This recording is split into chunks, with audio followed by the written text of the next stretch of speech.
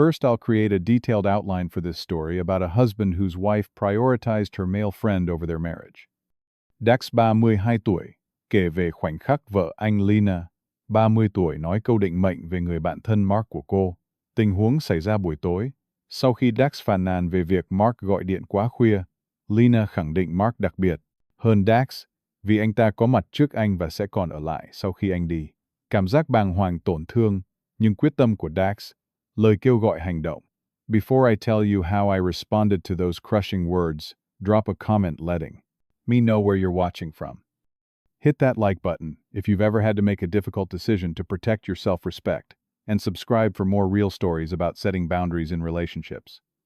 Dax kể về cuộc gặp gỡ và hẹn hò với Lena, quản lý nhà hàng 3 năm trước. Ngay từ đầu, Mark đã là nhân vật thường xuyên xuất hiện trong cuộc sống của Lena. Mark được giới thiệu là bạn thân từ đại học, như anh trai độc thân, làm việc cùng lĩnh vực với Lena. Những dấu hiệu ban đầu, Mark gọi điện bất kể giờ giấc. Lena hủy kế hoạch với Dax để giúp Mark tiến triển mối quan hệ. Dax cầu hôn, Lena đồng ý, nhưng chần chừ khi chọn ngày cưới. Mark phản ứng tiêu cực với tin đính hôn, trở nên khó chịu với Dax. Đám cưới cuối cùng diễn ra. Mark làm phù rể theo yêu cầu của Lena, dù Dax không muốn. Mark phá hỏng bài phát biểu ở đám cưới với những câu chuyện riêng tư giữa anh ta và Lena. Sau kết hôn, Mark vẫn là ưu tiên hàng đầu của Lena. Gọi điện khi có vấn đề, Lena luôn sẵn sàng giúp đỡ. Dax cố gắng chấp nhận tình bạn này, nhưng cảm thấy khó chịu về ranh giới mờ nhạt. 2 năm sau ngày cưới, Mark trải qua chia tay đau đớn. Mark bắt đầu gọi điện cho Lena vào những giờ không hợp lý, nửa đêm, sáng sớm. Lena luôn trả lời, thậm chí rời khỏi giường để nói chuyện riêng tư. Mark tăng cường xuất hiện tại nhà họ mà không báo trước. Dax phàn nàn về việc thiếu không gian riêng tư. Lena bảo vệ Mark. Tình huống đỉnh điểm. Mark gọi điện lúc 1 giờ sáng.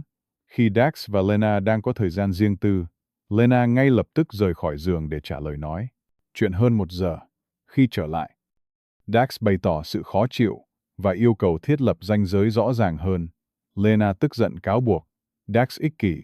Khi Mark đang gặp khó khăn, Dax đặt câu hỏi về việc đặt Mark lên trên hôn nhân của họ. Lena thốt ra câu nói định mệnh. Mark đã ở đây trước khi anh xuất hiện và sẽ còn ở lại sau khi anh đi. Dax không đáp trả, ngay lập tức rút lui vào. Ai im lặng để xử lý. Cảm xúc hỗn độn, sốc, tổn thương, tức giận cuối cùng là rõ ràng. Dax nhận ra mình luôn đứng thứ hai sau Mark trong cuộc đời Lena, quyết định không đối đầu. Ngay mà lên kế hoạch chiến lược, Dax liên hệ với luật sư để tham khảo về ly hôn, tìm hiểu quyền lợi và nghĩa vụ, thu thập chứng cứ về mối quan hệ không lành mạnh, tin nhắn, cuộc gọi vào giờ không phù hợp, tách tài khoản ngân hàng riêng, bảo vệ tài sản cá nhân, tìm căn hộ mới để chuyển đến khi cần. Dax giữ bình tĩnh bên ngoài, vẫn cư xử bình thường với Lena. Lena không nhận ra sự thay đổi, tiếp tục ưu tiên Mark và bỏ qua cảm xúc của Dax. Sau 3 tuần chuẩn bị, Dax đã sẵn sàng đối mặt. Chọn thời điểm buổi tối khi Lena hủy kế hoạch kỷ niệm ngày cưới để giúp Mark chuyển nhà. Dax đón Lena với vali đã đóng gói và giấy tờ ly hôn. Cuộc đối thoại căng thẳng. Dax bình tĩnh nêu rõ lý do và quyết định. Lena sốc, không tin Dax nghiêm túc về việc ra đi. Dax nhắc lại câu nói của Lena về Mark, nói rằng anh chỉ đang làm cho điều đó thành hiện thực.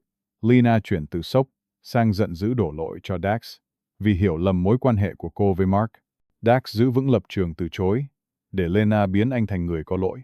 Lena cuối cùng chuyển sang van này, hứa sẽ thay đổi và đặt ranh giới với Mark. Dax giải thích rằng đã quá muộn, niềm tin đã bị phá vỡ. Lena đã cho anh biết vị trí thực sự của anh trong cuộc đời cô. Dax rời đi, trong khi Lena gọi cho Mark chứng minh điểm của anh. Quá trình ly hôn diễn ra suôn sẻ hơn dự kiến nhờ sự chuẩn bị kỹ lưỡng. Phản ứng của Lena ban đầu không tin, sau đó tức giận, cuối cùng thừa nhận sai lầm và xin cơ hội thứ hai. Mark tìm cách can thiệp, gọi điện và nhắn tin cho Dax, củng cố quyết định của Dax. Dax duy trì ranh giới, từ chối nỗ lực hòa giải. 6 tháng sau, Dax đã chuyển đến thành phố mới, bắt đầu công việc mới. Bạn bè chung báo cáo Lena và Mark cuối cùng đã hẹn hò. Điều Dax luôn nghi ngờ. Dax phản ánh về bài học tầm quan trọng của việc tôn trọng bản thân và đặt ranh giới. Hiểu biết mới đôi khi phải chấp nhận vị trí của mình trong cuộc sống của người khác.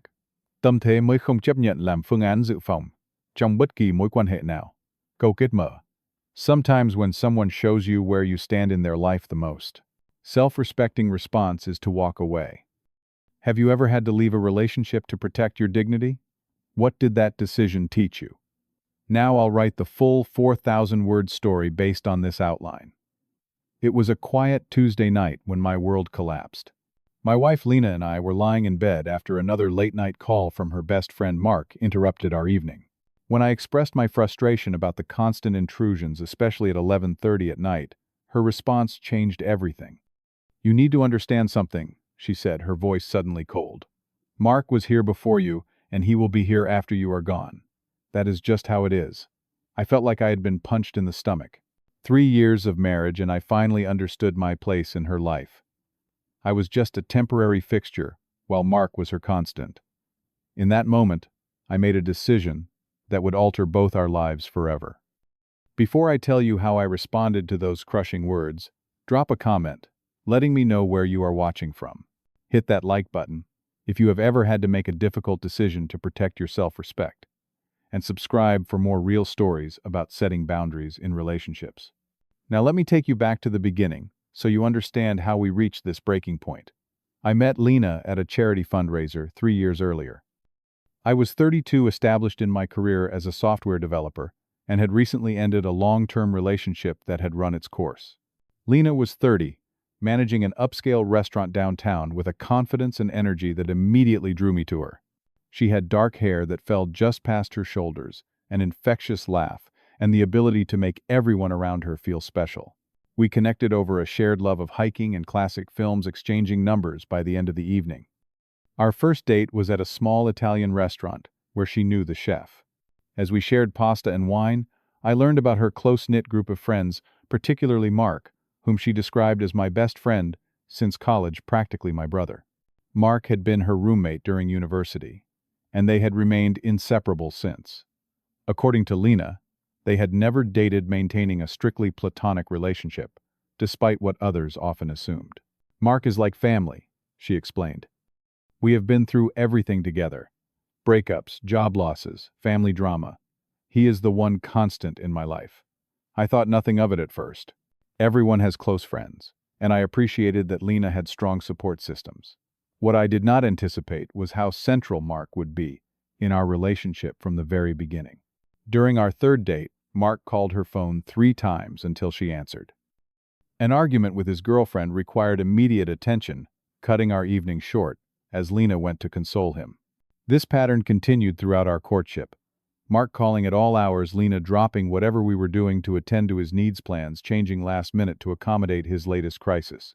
Despite these disruptions, our relationship progressed. Lena was smart, passionate, and caring when her attention was not divided. After 8 months, I proposed during a weekend trip to the mountains. She accepted enthusiastically, but when discussion turned to setting a date, she became oddly evasive. "We do not need to rush," she would say. "Let us just enjoy being engaged for a while." It took nearly 6 months to finalize a wedding date, during which Mark's attitude toward me noticeably cooled. Once friendly and welcoming, he became distant and occasionally hostile, making snide comments about my career, my apartment, even my taste in music. When Lena finally announced our wedding date to him during a dinner at our place, his response was telling. "So you are really going through with this?" he asked, not bothering to mask his displeasure. "Of course, Lena," replied, looking uncomfortable. "Why would not I?" "Just making sure you have thought this through," he said, giving me a dismissive glance. "Marriage is a big commitment. Not everyone is cut out for it." The comment hung in the air, but Lena quickly changed the subject rather than defending our decision. That night marked my first serious doubts, but I pushed them aside, attributing Mark's behavior to protective friendship rather than something more problematic.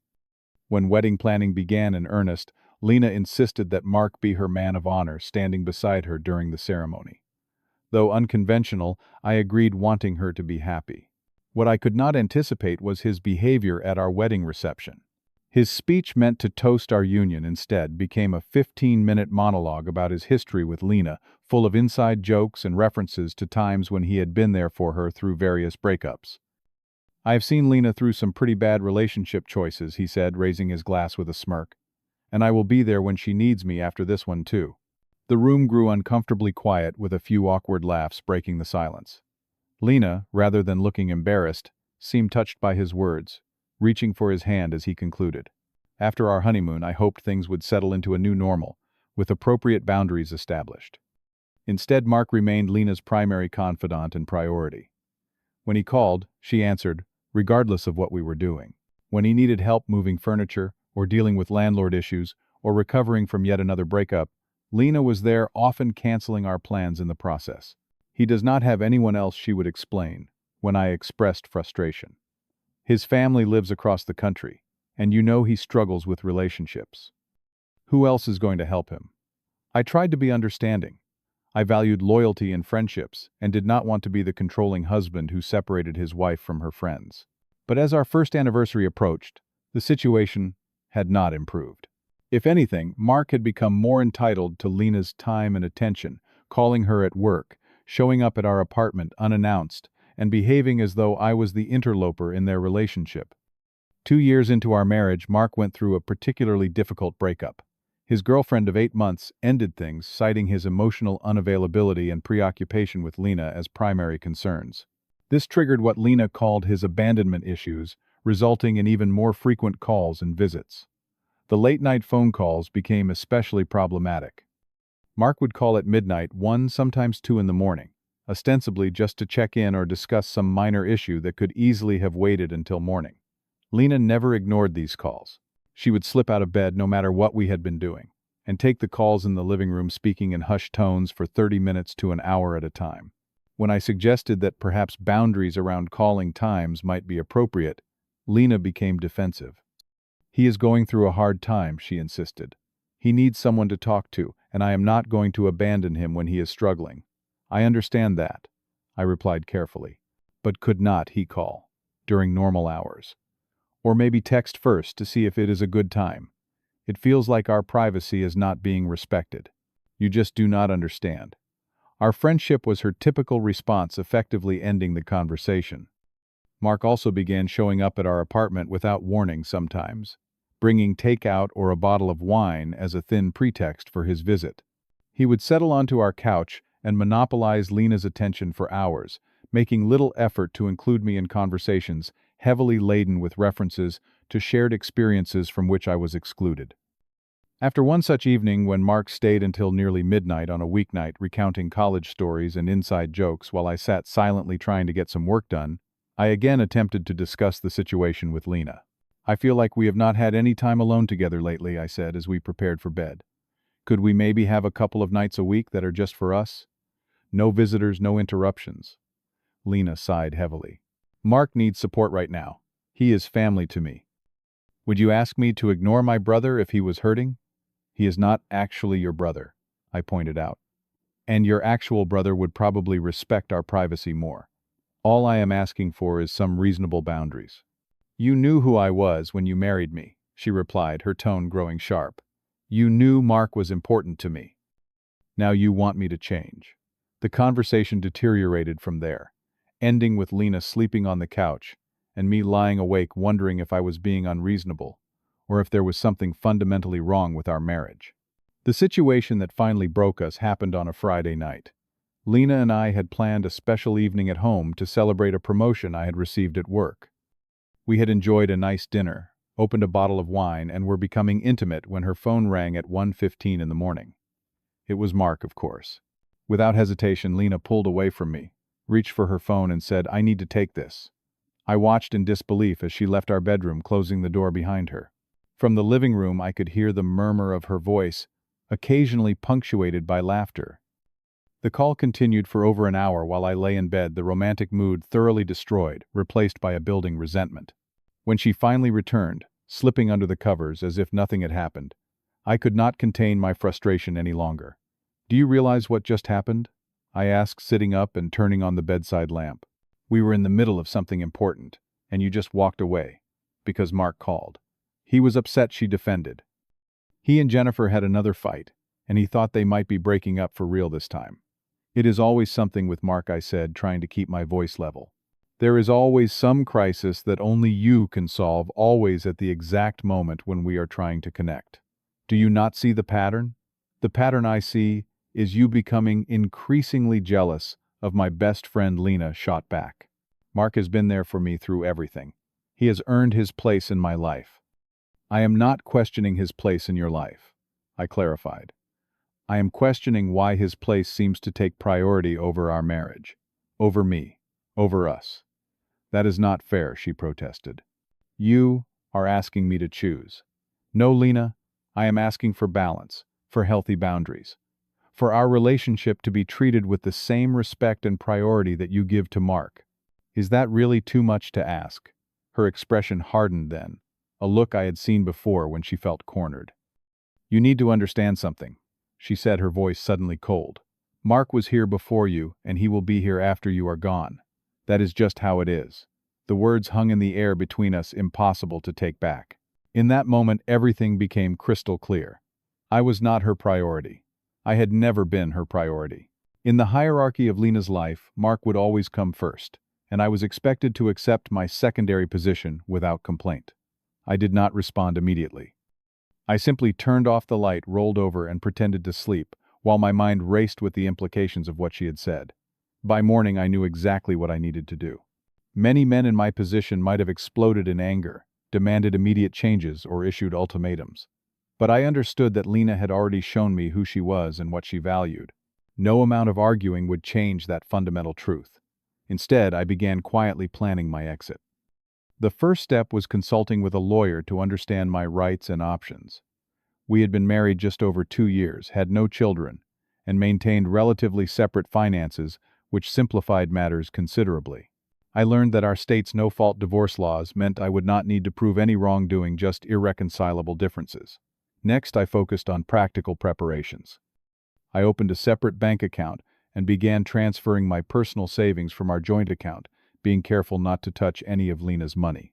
I updated my address on important documents and subscriptions using my parents' home temporarily.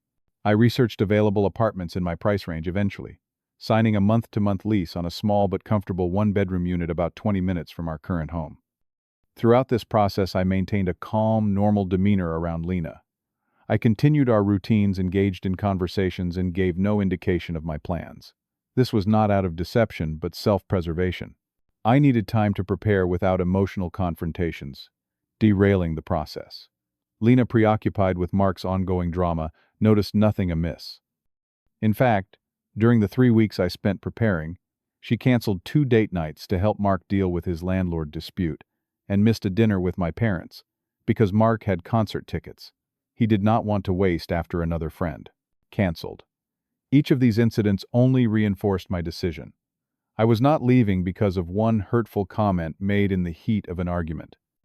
I was leaving because that comment had revealed the fundamental imbalance in our relationship, an imbalance that had been present from the beginning. I documented everything methodically, not to use against Lena in any vindictive way, but to maintain clarity about my decision when doubts inevitably arose. I recorded the frequency and timing of Mark's calls, the plans that were canceled, the times Lena prioritized his needs over our relationship. Looking at this record objectively, the pattern was undeniable and unsustainable. The most difficult part was accepting that Lena was not a villain in this story. She had never hidden her close friendship with Mark, or pretended to be someone she was not. The fault lay partly with me, for believing that marriage would naturally shift her priorities, that our commitment to each other would take precedence over pre-existing relationships. I had ignored the warning signs, choosing to see what I wanted to see rather than the reality in front of me. By the end of those 3 weeks, I had secured my new apartment, moved essential belongings there gradually, without Lena noticing, prepared divorce papers with my lawyer, and mentally steeled myself for the confrontation to come. I chose my moment carefully, waiting for an instance that would perfectly illustrate the problem at hand. It arrived right on schedule. Our second wedding anniversary was approaching, and we had planned a weekend getaway to the coastal bed and breakfast where we had spent our honeymoon. 2 days before we were set to leave, Mark called with an emergency. He needed to be out of his apartment by the end of the month, and had found the perfect new place, but needed help moving immediately to secure it. Without consulting me, Lena canceled our anniversary plans, losing the non-refundable deposit in the process. "We can celebrate another weekend," she said casually, as if our anniversary was an arbitrary date rather than a significant milestone. "Mark really needs me right now." "You understand, right?" I did understand. Perfectly.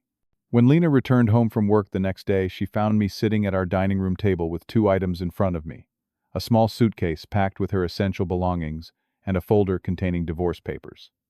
"What is this?" she asked, laughing nervously as she set down her purse. "Are you going somewhere?" "No," I replied calmly. "But you are. Temporarily, at least. I have moved out already.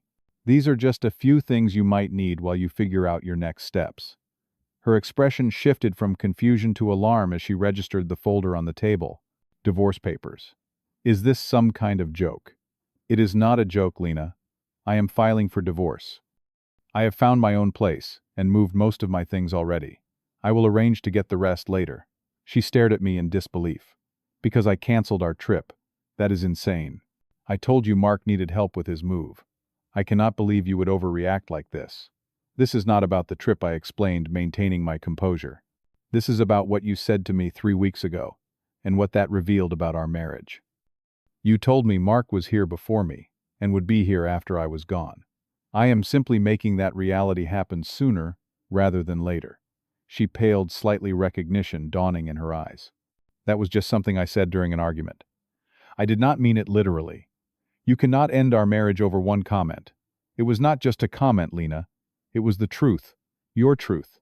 And everything you have done since then has only confirmed it. Our anniversary plans, which you canceled without a second thought for Mark's convenience.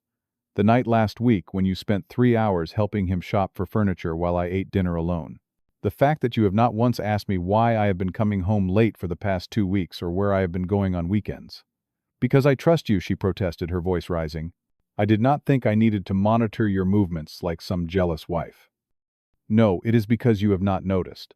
Mark has occupied so much of your attention that you have not even registered my gradual absence, and that tells me everything I need to know about where I stand." Her shock began transforming into anger. "This is ridiculous. You are blowing everything out of proportion. Mark is my friend, nothing more. You are my husband. Of course you come first." "Do I asked quietly. "When have I ever come first, Lena? When has our relationship ever taken priority over Mark's needs or wants or convenience?" She opened her mouth to respond, then closed it again, unable to produce a concrete example. "That is what I thought," I continued. "I am not angry anymore. I am just done being second choice in my own marriage." The anger drained from her face, replaced by fear, as she realized I was serious. She moved toward me, reaching for my hands across the table. "Please, we can fix this. I will talk to Mark, set better boundaries. I will make sure he understands that our relationship comes first. The problem is not Mark," I said, gently removing my hands from hers. "The problem is that you are only offering to set these boundaries now when faced with losing me. Why did not you value our marriage enough to do that before? Why did it take me walking out for you to recognize there was even a problem?" Tears filled her eyes. "People make mistakes. I made a mistake. Does not that count for anything? 3 years together and you are just going to throw it away without even trying to work things out." "I have been trying," I replied. "For 2 years, I have been trying to find my place in a relationship that always had 3 people in it. I have asked for boundaries, expressed my feelings, tried to accommodate your friendship while protecting our marriage. None of it made any difference because fundamentally you do not want things to change. You want Mark to have unlimited access to you regardless of how it affects me or us." "That is not true," she insisted, but her protest sounded hollow even to her own ears. "It is true," I said gently, "and that is okay. You are allowed to prioritize whoever you want in your life. But I am allowed to recognize when I am not a priority and remove myself from that equation." As if on cue, her phone rang. We both looked down at the screen on the table between us. Mark's name and photo illuminated the display. "You should get that," I said, standing up. "He is probably calling about the move." Lena looked torn, her eyes darting between me and the still ringing phone. Almost instinctively, her hand reached for it. "That right there," I said, nodding toward her hand hovering over the phone. "That is why I am leaving." I picked up my keys and wallet from the counter. "The divorce papers are straightforward. I am not asking for anything that is not mine, and I am not trying to punish you. My lawyer's contact information is on the first page, if you have any questions." "Please do not go," she whispered, tears now streaming down her face. "We can talk about this. We can fix it." "There is nothing to fix," I replied, heading for the door. "You showed me where I stand in your life. I am just making sure I stand somewhere better for myself."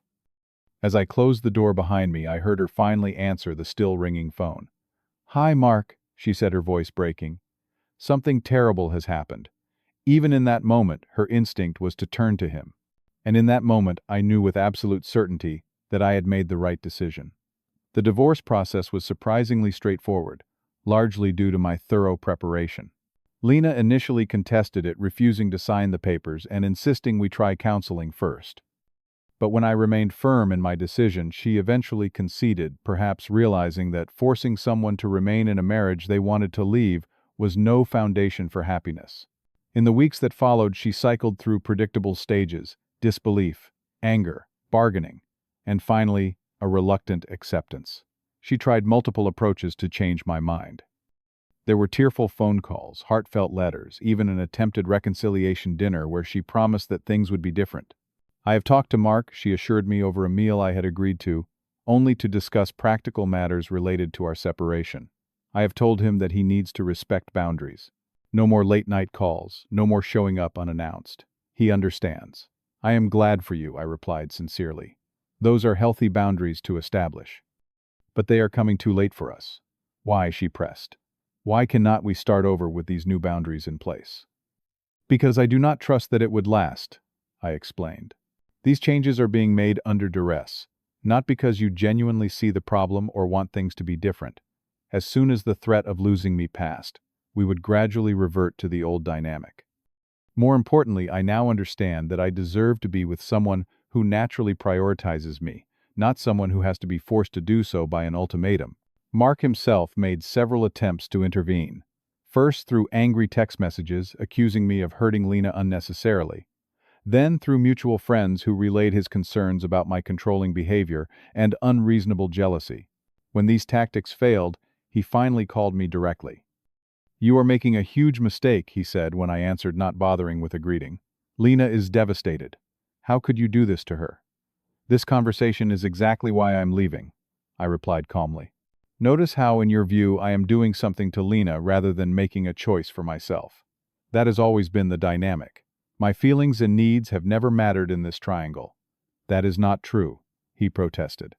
"I have always respected your relationship." "Really? Like when you gave that speech at our wedding, suggesting you would be there after we broke up, or when you called at 1 in the morning knowing we were celebrating our anniversary, or when you convinced her to cancel our trip to help. You move." His silence was telling. "Look, Mark, I do not hate you or Lena. You two have a bond that clearly works for you both. I am just removing myself from an equation where I do not fit. Maybe you two should finally admit what has been obvious to everyone else for years and give a relationship a try." It is not like that he insisted, but without conviction. Maybe not consciously, I conceded. But the effect is the same. There was never enough room in Lena's life for both the relationship she has with you and a healthy marriage with me. I have accepted that. Now you both need to as well. I ended the call and blocked his number, drawing a firm boundary that should have been established years earlier. 6 months after moving out, the divorce was finalized. I had relocated to a city about 3 hours away, accepting a job offer that had been in consideration for some time. The physical distance helped create emotional distance as well, allowing me to gain perspective on the relationship and my role in its dysfunction. Through mutual friends, I heard that Lena and Mark had indeed finally acknowledged the romantic undertones of their friendship and begun dating officially. Rather than feeling vindicated or bitter, I felt a strange sense of relief. Perhaps now they could both stop pretending and find happiness in the relationship that had always been their priority. The experience taught me valuable lessons about self-respect and boundaries. I learned that love alone is not enough to sustain a relationship. There must also be mutual respect, appropriate priorities, and clear boundaries. I learned that sometimes walking away is not a failure, but an act of self-preservation. Most importantly, I learned to recognize my own worth and refuse to accept less than I deserved. In retrospect, the warning signs had been there from the beginning. Mark's possessiveness, Lena's inability to establish boundaries, my own willingness to accept a subordinate role in hopes things would eventually change. We had all participated in creating an unhealthy dynamic, but I alone had taken responsibility for changing it. These days, I am rebuilding my life one day at a time. I have reconnected with old friends, developed new interests, and even cautiously begun dating again, though, with a much clearer understanding of what I need in a relationship. The pain of my marriage ending has faded, replaced by gratitude for the lessons it taught me and the freedom it ultimately provided. Sometimes, when someone shows you where you stand in their life, the most self-respecting response is to walk away. Have you ever had to leave a relationship to protect your dignity? What did that decision teach you? Share your experience in the comments below. If this story resonated with you, please hit that like button and subscribe for more real stories about setting boundaries and valuing yourself. And if you know someone struggling with a relationship where they always come second, share this video with them. Thank you for watching, and remember that sometimes the most loving thing you can do for yourself is to make space for someone who will truly put you first.